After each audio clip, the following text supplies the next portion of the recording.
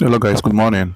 So in this video I want to show you guys how to draft this lovely Danshiki outfit. So if you like what you're seeing, kindly watch the video to the very end and don't forget to like, share, subscribe and comment, drop your questions, then let's get into cutting proper.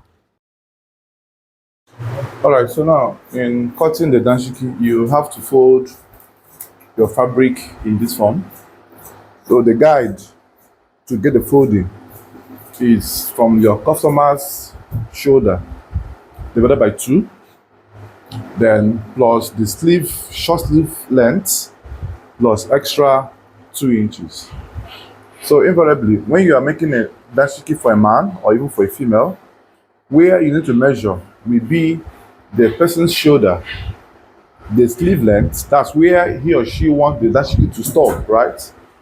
The neck and the top length.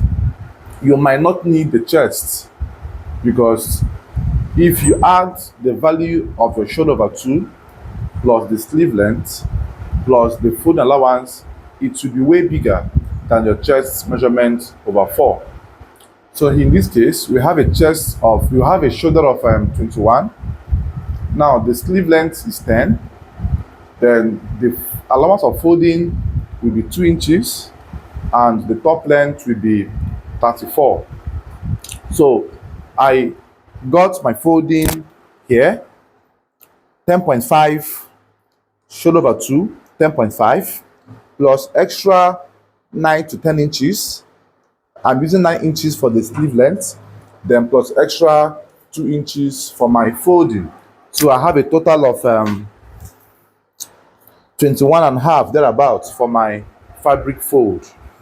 And after that, the next thing you will do here is to mark out your baseline. So this baseline you are marking out is very important. Is to enable you have a straight base for starting. And here you mark extra 4 inches here for the hemming or folding. You can use 3 inches, however, depending on how bold you want your hemming to be. After that, connect the line all through in this form as shown. And then the next step you will do is to put your customer's top length. So the top length we have is 34-inch top length. Let's do 35 inches top length. Then you mark 35 inches top length. Mark it twice, so you will get exact or a straight line at the shoulder region. Then, after you have marked it that way, you connect the lines all through in this form. After which, the next thing you will do now will be to apply your slope line.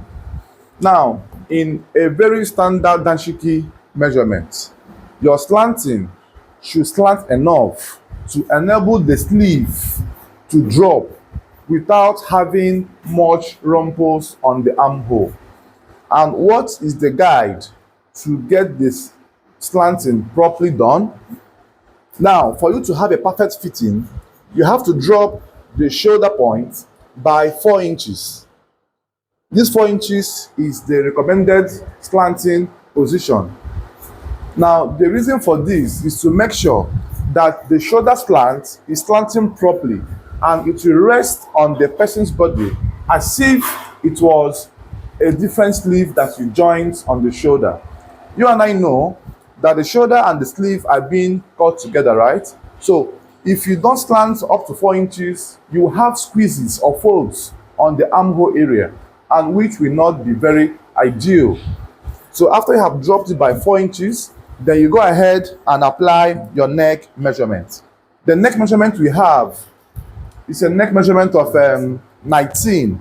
Now, you and I have also gone through some formulas we use on neckline calculations. Now, the formula states that you divide the 19 by 6, that's the neck value by 6, and then you will now minus or deduct 0.3 from it. So having done that, I have 2.8, roughly 2.9, and this simply means that I will mark at a point very close to 3 for me to achieve the 2.8 or 2.9. So here, I will place my tape in this form and then I will mark at 2.9 all through this way. And then I will add 0.5 to this to get my depth. So if you add 0.5 to this, you have 3.4. So here, you mark 3.4. So this is just how you calculate your neckline measurement. After that, you now extend the neckline values to this point, extend this as well to this very point in this form, and then you take your pattern master, place in this form until you have a curvy connection that touches the neck edge and the neck depth. It goes all through in this way. Then after this, you now connect the 4 inches point you dropped on the shoulder region to the neck edge. It comes all the way from here and goes all through to this very point. Now, the next thing you are going to do is to apply the armhole. Now, the armhole it must be in the range of your customer's round sleeve measurement.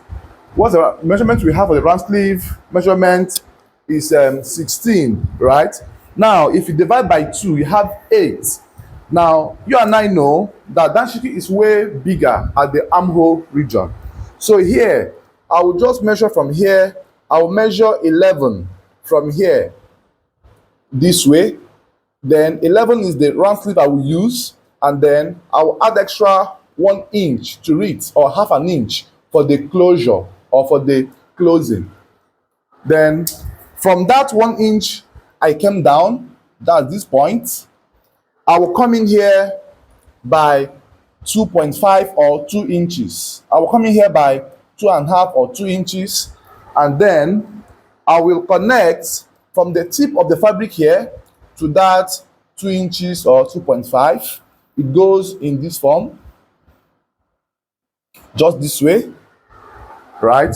And from there again, I will also come in by 2.5 inches again in this form. Then I will take the value or whatever I have here down straight to the hemline all through this way. Now, you can decide to measure whatever you have here and then transfer the measurement to the base to be sure that you have a straight line there.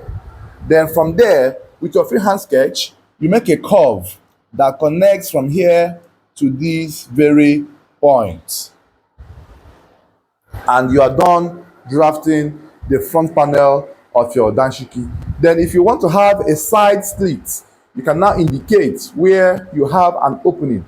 But because of the fact that the value we have here is way bigger than the chest over 4 and also way bigger than the hip, there's no need to apply the hip or apply the chest anymore. It is a very free outfit. So I hope this video is simple enough to explain to you how to draft the front. So I will cut this out and then show you guys as well how to draft the back panel.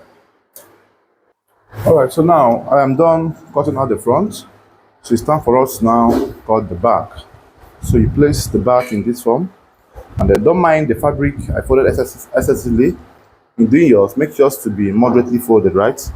The material is enough, and this is for illustration purposes. So right here, you get the folding done in this form, and then the important thing here I want to show us is how to cut the back, because the back has its own way as well. So make sure that you get exact of the placement at this region, and once you have gotten to this very point, now the next thing you are going to do will be to start, adding at the back panel. So because I am using Jonkoso fabric, it's a bit tasking to arrange. So you have to also make sure you take your time in doing that. So here we are going to raise the back panel Now remember that the front panel was sloped or slanted by 4 inches, right? So now at this point, you are going to raise the back panel by 2.5 at the shoulder. Now it depends on how you want to join your shoulder. If you are going to do top stitching, meaning that if you are going to use the back panel to seal the shoulder, you are going to raise by 4. But if you're going to weave and join, like weave the edges and then just join straightly, you join by 2.5 or 3 inches, right? Now, the reason why you raise by 4 at the back is because you are going to use the back panel to do top stitching. That's if you understand what I'm saying. Like as if you're doing packet shirts, right? You know, Danshiki does not have back facing. Even if it does, it will be an inner fancy facing, right? So here, since I want to weave, I am weaving this Danshiki in sleeve at the inside, and then just join normally. I will raise here by 3 inches here. So I will place here and raise by 3 inches this way. I will raise here as well by 3 inches. But if I was going to top stitch, I will use 4 inches to raise, because I will use half an inch to do my top stitching. So right here, extend the line all through this way, and then extend the back neck to go half inch backwards, just like this, and then drop the neckline by 1.5, and then you place in this form and you connect all through from here. It goes all through this way and you are done with the back neck. So also watch how I am cutting it so you understand how it's being done as well. So just cut all through this way.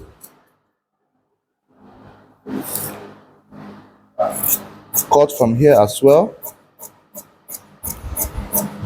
Cut all through this way. And right there, you make sure the shoulder is a bit longer, or it has surpassed the front shoulder panel, and then you cut from here as well. Cut exact of what you have at the front panel. So carefully cut all of this. Carefully cut all of this to the very end. And before you say you are done, there must be something you will do here, which is folding the back panel to come in front. Now, the extent of this folding will be 2 inches range, 2 inches thereabout, 2 inches range. And once you have folded it this way, you will now trim out the excesses. The excess on the shoulder region, you trim it out this way, and then the neck corresponded. Had it been the neck had excesses as well, I would have as well trimmed it out. And this is how the front and back panel of your Danshiki can be cut. Now the next you will do now is to cut the baseline. Bear in mind that the baseline we have 1 inch extra, which we have been using in our Senator drafting. So if you like what you're seeing, don't forget to like this video, share, comment, subscribe, and drop your questions. I will try my best to reply you in the comment section. Thanks for watching, guys. See you on the next one. Bye bye for now.